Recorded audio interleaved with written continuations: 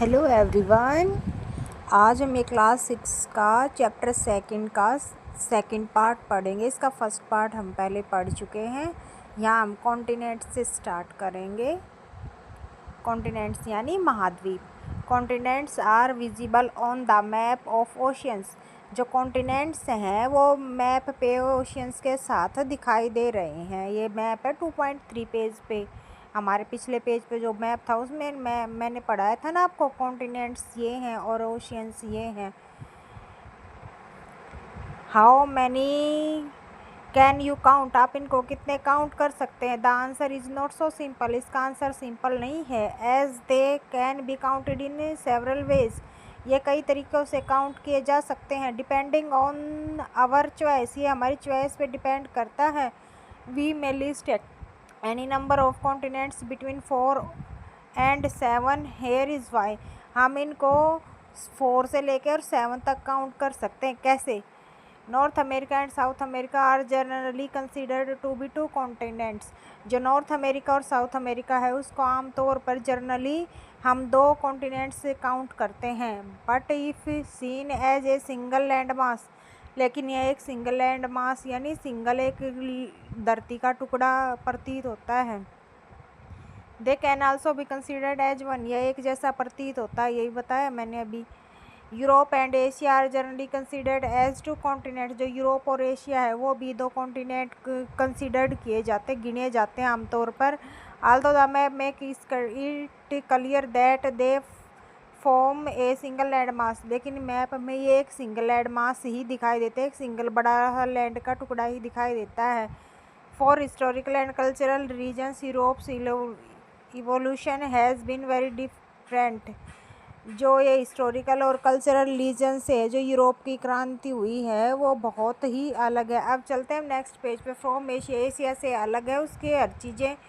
Which is why they can be seen as 2 continents. इसलिए इनको 2 continents के रूप में देखा जाता है। Geologist however often regard them as a single continent called Eurasia. जो इसका इन जो जियोलॉजिस्ट यानी जो ज्योग्राफी के ज्ञाता थे, जो ज्योग्राफर्स थे, उन्होंने क्या किया, उन्होंने इसको एक सिंगल नाम दिया जिसका नाम है Eurasia. Africa and Eurasia are generally regarded as 2 continents. जो अफ्रीका है और जो यूरेशिया है वो जनरली 2 कॉन्टिनेंट्स अलग अलग हैं, but same time as one. लेकिन कुछ समय पर वो एक जैसे हैं। Let us summarise the different count in a table. अब हम टेबल में काउंट करते हैं। अगर हम 4 कॉन्टिनेंट काउंट करें तो किस किस को काउंट करेंगे, 5 कॉन्टिनेंट काउंट करें तो किस किस को करेंगे, और 6 कॉन्टिनेंट काउंट करें तो किसको करेंगे, और 7 कॉन्टिनेंट काउंट करें तो किसको करेंगे। अब देख 4 कॉन्टिनेंट्स में हम करेंगे अफ्रीका, यूरेशिया, अमेरिका, अंटार्कटिका और ऑस्ट्रेलिया।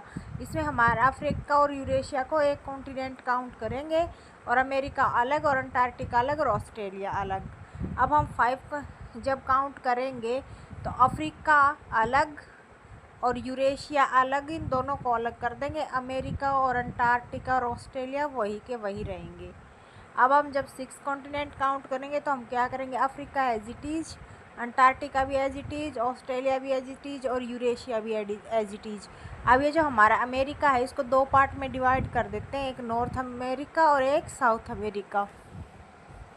अब है 7 कॉन्टिनेंट। अगर हम 7 कॉन्टिनेंट काउंट करते हैं तो हम क्या काउंट करेंगे, एक तो हम अफ्रीका करेंगे, Antarctica, Asia, Australia, Europe, north America, south America.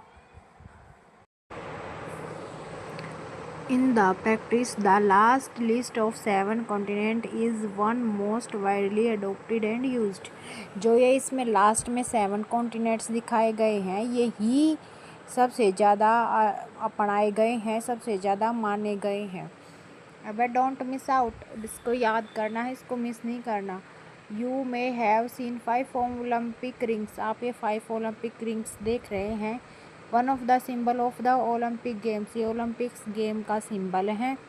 The symbolise the gathering of sports people from all over the world. ये सिंबल ये दिखाता है कि इन ओलंपिक गेम्स में पूरे वर्ल्ड के आदमी स्पोर्ट्स पर्सन हैं वो इकट्ठे खेलते हैं, इकट्ठे होते हैं, इकट्ठे खेलते हैं। The ring were choose to represent 5 inhabited continents.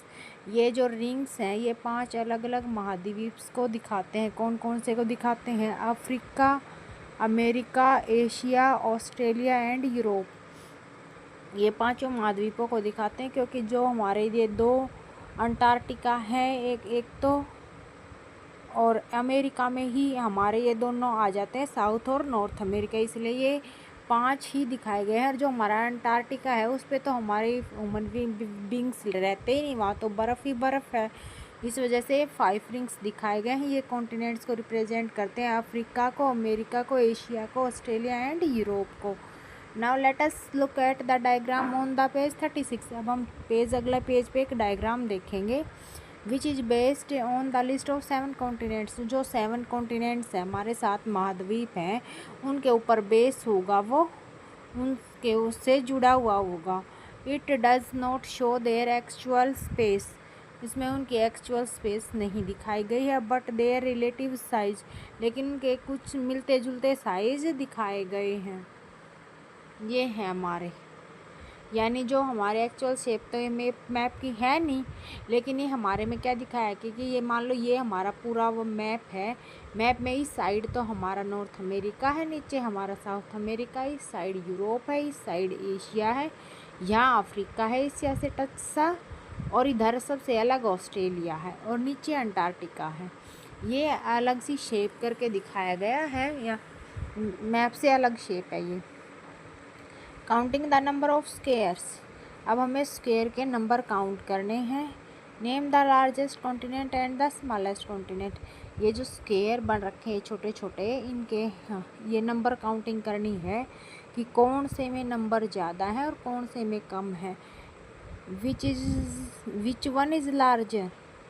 इनमें से कौन सा लार्जर, किस में से? नॉर्थ अमेरिका और साउथ अमेरिका। साउथ अमेरिका और नॉर्थ अमेरिका में से कौन लार्जर है, आपको ये बताना है। अब देखो, फर्स्ट का आंसर है काउंटिंग द नंबर। अभी हम इसके स्क्वायर नंबर देखो, अलग से दिख रहा है ना, एशिया सबसे बड़ा है, तो एशिया सबसे बड़ा है और सबसे छोटा है ऑस्ट्रेलिया। अब आते हैं हम सेकंड पे। अब पूछ रखा है नॉर्थ अमेरिका और साउथ अमेरिका में से कौन बड़ा है, कौन बड़ा है, काउंट करो अब इसके। 4, 8, ये हो गए 21 हो गए, और इसके हो गए 1, 2, 3, 4, 5, 6, ये 18 हो गए। यानी ये 18, ये 21, यानी नॉर्थ अमेरिका बड़ा है। फिर पूछ रखा है अफ्रीका और नॉर्थ अमेरिका। अफ्रीका और नॉर्थ अमेरिका में से पूछ रखा है, ये तो नॉर्थ अमेरिका तो 21 है। अब अफ्रीका का पूछ रखा है। अफ्रीका देखो, अब ये इससे बड़ा है अफ्रीका। ये हो गए 1, 2, 3, 4, 5, 20 तो ये हो गए, और 10 ये हो गए 30, यानी अफ्रीका बड़ा है और नॉर्थ अमेरिका छोटा है। अंटार्कटिका और ऑस्ट्रेलिया। अब ऑस्ट्रेलिया और अंटार्कटिका का और बताना है। अब अंटार्कटिका के गिनो 1, 2, 3, 4, 5, 6, 7, 8, 9, 10, 11, 12, 13। अंटार्कटिका के हो गए 13, और इसके ऑस्ट्रेलिया के हैं 8, तो बड़ा है कौन सा हुआ? अंटार्कटिका। अब रिकलर the diagram by having a single colour for Europe and Asia. जो अब यूरोप और एशिया को सिंगल कलर से हम कलर कर दें, दोबारा से कलर कर दें। And rename the result of as, और इस पूरे को रिजल्ट दे दे Eurasia. Compare it size with South America. इसका साइज़ फिर ये सारा साउथ अमेरिका से कंपेयर करना है, यानी साउथ अमेरिका के ब्लॉक्स गिनने हैं, और फिर ये यूरोप और एशिया दोनों के ब्लॉक्स गिनने हैं, उसका साइज़ कंपेयर करना है कि कितने ब्लॉक्स साउथ अमेरिका में आए हैं और कितने एशिया में आए हैं। Write down the list of continent from smallest to largest. अभी बताए ना, स्मॉलेस्ट से लार्जेस्ट तक जाना है हमें, तो सबसे स्मॉल कौन सा? ऑस्ट्रेलिया। फिर कौन सा? यूरोप, फिर अंटार्कटिका, फिर हमारा साउथ अमेरिका, फिर नॉर्थ अमेरिका, और फिर हमारा अफ्रीका, और सबसे लार्जेस्ट है एशिया। अब है islands. If you have carefully observe the 2 maps early in this chapter. आपने इस चैप्टर्स में 2 मैपों को ध्यान से पढ़ा है। You may have notice that, आपने इसमें नोटिस किया है, the continent do not include all land mass, जो कॉन्टिनेंट्स होते हैं उन पे केवल लैंड मास कॉन्टिनेंट्स पे नहीं है। Some smaller pieces of land are left out, जो छोटे छोटे पीस है लैंड के वो अलग अलग और भी हैं। Surrounded by water on all side they are called islands, जो छोटे छोटे लैंड के पीसीज हैं वो चारों तरफ से पानी से घिरे हुए हैं, उनको ही हम आइलैंड बोलते हैं। Continents are also surrounded by water, but because they are so larger, they are not considered islands. जो कॉन्टिनेंट्स होते हैं वो बहुत बड़े होते हैं और वाटर से घिरे हुए होते हैं, इसलिए उनको कॉन्टिनेंट बोलते हैं। परंतु जो आइलैंड्स होते हैं वो छोटे छोटे होते हैं, इसलिए उनको आइलैंड बोलते हैं। There are lakhs of islands on the planet of very different size. अलग अलग साइज के लाखों आइलैंड्स हैं हमारी अर्थ के ऊपर, प्लेनेट पे हमारे। अब डोंट मिस आउट, इसको मिस नहीं करना। Greenland is the largest island in the world, locate it on A globe और ए मैप। जो हमारे अर्थ का मैप है या ग्लोब है उसमें जो ग्रीनलैंड है वो सबसे बड़ा आइलैंड है। You would have to add the areas of 10 largest state of India to reach its size. अगर आप 10 सबसे बड़े एरिया लार्जेस्ट स्टेट का एरिया इंडिया के मिला दोगे तो इसका एरिया मिलेगा, किसका एरिया मिलेगा? ग्रीनलैंड का। India has more than 1300 small islands, India के पास भी 1300 स्मॉल आइलैंड्स हैं। दोज इंक्लूड 2 मेजर ग्रुप्स, जो 2 मेजर ग्रुप में इंक्लूड है। Andaman and Nicobar island in the bay of Bengal, जो हमारे अंडमान और निकोबार आइलैंड्स हैं वो बे ऑफ बंगाल में है। And Lakshadweep island in the Arabian sea, और जो लक्षद्वीप आइलैंड्स हैं वो अरेबियन सी में हैं। Since 1981, the Indian Antarctica program has been exploring Antarctica, a continent with a very cold climate and harsh environment. जो ये हमारा ईयर दे रखा है 1981 में, जो इंडिया और अंटार्कटिका का इंडिया भारतीय अंटार्कटिका एक प्रोग्राम हुआ था, उसमें अंटार्कटिका को एक बहुत ही ज़्यादा ठंडा क्लाइमेट और बहुत ही हार्श मतलब हार्ड इन्वायरमेंट का कंटिनेंट बताया गया है। See the white expense at the bottom of figure 2.2, इसमें ये नीचे दिखाए फिगर, ये हमेशा नीचे दिखाया जाता है, इस पर बिल्कुल बर्फ़ ही बर्फ़ है, विच इज़ मोस्टली ऐसी, इस पर बर्फ़ ही है। इन 1983 India establish it's first scientific base station called Deccan Gangotri. जो इंडिया है, इंडिया ने 1983 में ये जो अंटार्कटिका है इस पे अपना एक स्पेस स्टेशन स्थापित किया था जिसका नाम है दक्षिण गंगोत्री। 2 more बेस वर एस्टेब्लिश्ड लेटर, अब तो 2 और भी बेस इंडिया ने स्थापित कर लिए हैं। About 40 team of Indian scientist have conduct research in this far away regions, इस दूर के एरिया में जो इंडिया की 40 रिसर्चर्स इंडियन साइंटिस्ट की 40 टीम्स में हैं वो रिसर्च कर रही हैं इतने दूर वाले एरिया में, specially on the revolution of climate and environment. ये रिसर्च किस चीज़ पे कर रहे हैं कि जो हमारा इन्वायरमेंट क्लाइमेट यानी जलवायु है और हमारा इन्वायरमेंट है उसके ऊपर रिसर्च कर रहे हैं। The settlement where the scientist live has a liberty and even a post office, library and even a post office. यहाँ साइंटिस्ट ने वहाँ पर एक लाइब्रेरी भी स्थापित की है और पोस्ट ऑफिस भी बनाया हुआ है। अब हमारा ये हम पढ़ते हैं ओशियन एंड लाइफ। ओशियन में कैसी लाइफ होती है? Ocean and continent are vital part of the environment and affect most aspects of our life. जो ओशियन और कॉन्टिनेंट्स हैं वो हमारे बहुत ही बड़े पार्ट हैं। किस चीज़ के पार्ट हैं? इन्वायरमेंट के, और ये हमें हमारी ज़िंदगी को बहुत ही तरीके से प्रभावित करते हैं। Even if we do not notice it, हम इसे नोटिस नहीं करते। We have mentioned that ocean send rain to the continents, हम ये देखते हैं कि जो ओशियन है वो कॉन्टिनेंट्स में वर्षा भेजते हैं, यानी जो हवा होती है वो कॉन्टिनेंट से पे चलती है, जो वो वाटर वहाँ से अब्जॉर्ब करती है ओशियन से। This is a part of earth water cycle, ये अर्थ के वाटर साइकिल का पार्ट है। जल वाटर साइकिल यानी जल चक्कर, जैसे पानी घूमता रहता है ना। अब देखो, जैसे नदियों में पानी है वो समुंदर में गया, समुंदर में जाने के बाद वो वाष्प बन के हवा के थ्रू वो हमारे ऊपर आकाश में चला गया, वहाँ से फिर वो बारिश बन के वापस धरती पे आ गया। ऐसे एक साइकिल चलता है, इसको वाटर साइकिल बोलते हैं। Which you will further study in science, आपने इसके बारे में साइंस में पढ़ चुके हो आप। विदाउट ओशियंस ओशियन के बिना आप, for instance there would be no rainfall, इनके बिना कोई रेनफॉल नहीं होगी। The earth would be a desert, earth एक डेजर्ट बन जाएगी। More ever more than half of the world's oxygen is produced by oceans flora, which is why they are called planet's lungs. जो oceans के अंदर जो पेड़ पाए जाते हैं, थोड़े झाड़िए टाइप के जो पेड़ अंदर नीचे पाए जाते हैं, उनमें ऑक्सीजन पैदा होती है और वो आधे से ज़्यादा ऑक्सीजन वर्ल्ड की वो पूरा करते हैं, इसलिए उन्हें प्लेनेट के फेफड़े कहा जाता है। लंग्स यानी फेफड़े।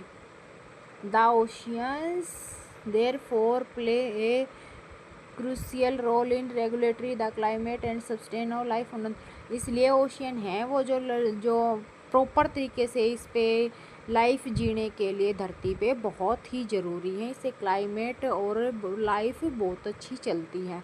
Ocean have deeply impact on humanity in many others ways, जो ओशियन है वो बहुत ही गहरे तरीके से मानवता इम्पैक्ट प्रभाव डालते हैं। फ्रॉम अर्लियर टाइम्स, बहुत समय पहले, people have use ocean and seas to migrate to other regions, जो पीपल थे वो एक दूसरे स्थान पे जाने के लिए इसका ओशियन का और सीज का यूज करते थे। To trade in all kind of goods, to conduct military companion and as a source of food through fishing. ये है कि जो पहले वाले आदमी थे वो ये ट्रेड के लिए, इनका एक दूसरे जगह पे जाने के लिए इसका ओशियन और सी का यूज करते थे।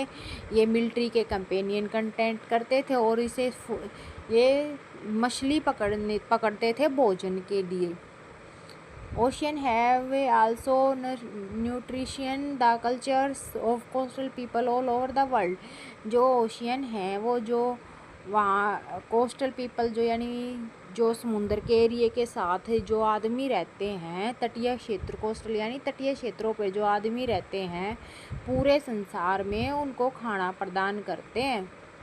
किस थ्रू से खाना प्रदान करते हैं? सी के थ्रू से। सी में जैसे मछली पाई जाती हैं, झींगा पाया जाता है, इस तरह की चीज़ें कोस्टल एरिया के आदमी खाते हैं। Almost all of them have tales, इसमें कुछ टेल्स एंड लीजेंड्स होते हैं about the sea goods and goodness, sea monastery and treasures from sea, the ocean dangers but also their blessing. अब ये बता रखा है जो सीज़ है वो सीज़ में बहुत सारी चीज़ें पाई जाती हैं, जैसे टेल्स हैं, लीजेंड्स हैं, सी गुड्स हैं, सी की में बहुत सारी अच्छी चीज़ें पाई जाती हैं। तो ये सीज़ को कोई तो मौत का खजाना कहते हैं, कोई अच्छा खजाना कहते हैं, यानी जो ओशियन है वो डेंजरस भी हैं परंतु वरदान भी है। डेंजरस कैसे? जैसे सुनामी वगैरह आ जाती है तो वो डेंजरस का रूप ले लेते हैं, लेकिन अगर उनमें से जैसे मछली वगैरह पाई जाती है और झींगा वगैरह पाया जाता है, जिससे वो चीज़ वो वहाँ के आदमी है वो अपना खाना खाते हैं, उनके खाने की ज़रूरतें पूरी होती हैं, तो वो ब्लेसिंग्स भी हैं। Don't miss out, the united state has designed June 8 as World Ocean Day to remind us all the major role the ocean plays in everyday life।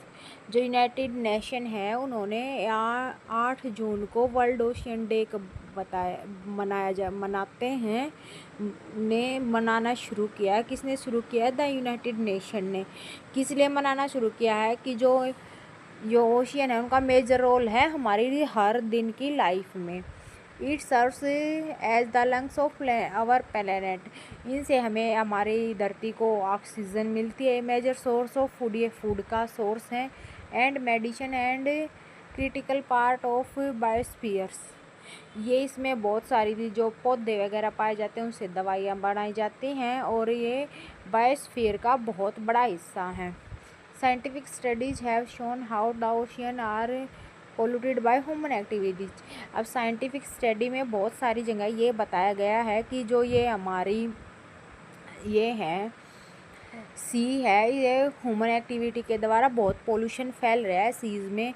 We throw several million of tons of plastic waste into the ocean every year. हम जो ocean में हर साल बहुत सारे million ton plastic waste है वो उसमें डाल रहे हैं ओशियंस में। चोकिंग मैरीन लाइफ, जो जिससे हमारे जो समुद्री जीव हैं उनकी लाइफ प्रभावित हो रही है। They are several other form of pollution, इसमें पोल्यूशन के अलग अलग फॉर्म्स हैं। As a result the marine environment is under threat, इसलिए जो मैरीन इन्वायरमेंट है, जो समुद्र का इन्वायरमेंट है वो बहुत ही डेंजर में है। Over fishing, excessive fishing is another cause for decline the marine life. बहुत सारी मात्रा में मछलियों को पकड़ना भी इसका एक कारण है जिससे समुद्री जो जीवों का जीवन है वो प्रभावित हो रहा है। It is our collective responsibility to protect ocean for future of the planet and of humanity। और हमें सब लोगों को मिलके हमारी सब की जिम्मेदारी बनती है कि हमें जो समुंदर हैं उनके जीवन को भविष्य के लिए बचाए रखें। ये हमारे पृथ्वी का प्लेनेट यानी हमारे ग्रह का और हमारी मानवता सबसे बड़ी रिस्पॉन्सिबिलिटी है कि हम ओशियन को पोल्यूशन से बचाएं। बिफोर वी मूव ऑन, अभी इसके ये मेन पॉइंट्स दे रखे जो हमने पूरे लेसन में पढ़ा है। The earth surface has vast water bodies called ocean. जो अर्थ है के सरफेस पे बहुत बड़ी वाटर बॉडीज है उनको हम ओशियंस कहते हैं। And large land mass called continents, और जो लार्ज लैंड मास है उनको हम कॉन्टिनेंट्स बोलते हैं। ओशियन आर इंटरकनेक्टेड, जो ओशियंस हैं वो एक दूसरे से इंटरकनेक्टेड यानी जुड़े हुए हैं। कॉन्टिनेंट्स में be count in various ways, continents को हम कई तरीके से काउंट कर सकते हैं। मैंने भाई आपको थोड़ी देर पहले करके दिखाया था, वो पहले हम 4 काउंट करते हैं, फिर हम 5 काउंट करते हैं, फिर 6 और फिर 7। अब इसमें बता रखा है कि the most common way count is 7। सबसे अच्छा तरीका है, जो सबसे अच्छा है उसमें काउंट में 7 आते हैं। कौन 7 आते हैं? Continents.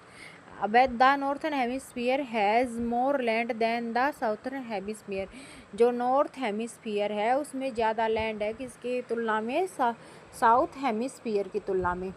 Ocean support all kind of marine life and play a critical role in the world climate. जो ओशियन है वो हमारी हर तरह की समुद्री लाइफ को सपोर्ट करते हैं और ये वर्ल्ड के क्लाइमेट में क्रिटिकल रोल, बहुत ही महत्वपूर्ण रोल निभाते हैं अपना।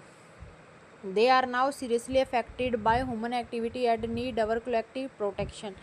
ये जो समुंदर है वो सीरियसली बहुत ही बुरे तरीके से अफेक्टेड यानी प्रभावित है किससे? आदमियों की एक्टिविटी से। यानी जो हम प्लास्टिक वगैरह उसमें हज़ारों मिलियन टन उसमें प्लास्टिक जा रहा है जो ओशियंस में, उससे वहाँ की मछली वगैरह वो सब कुछ प्रभावित हो रहा है। And need our collective protection, और हमें हम सब को मिलकर ओशियंस को बचाने की ज़रूरत है। Now our lesson is complete students. इसके हम एक्स्ट्रा क्वेश्चंस, 1 शॉर्ट रिवीजन और ये जो NCERT सॉल्यूशन है ये हम आगे की वीडियोस में पढ़ेंगे। Thank you for watching. Please like, share and subscribe my channel. And अगर आपको वीडियो अच्छी लगी हो, आपको हेल्पफुल लगी हो तो प्लीज़ कमेंट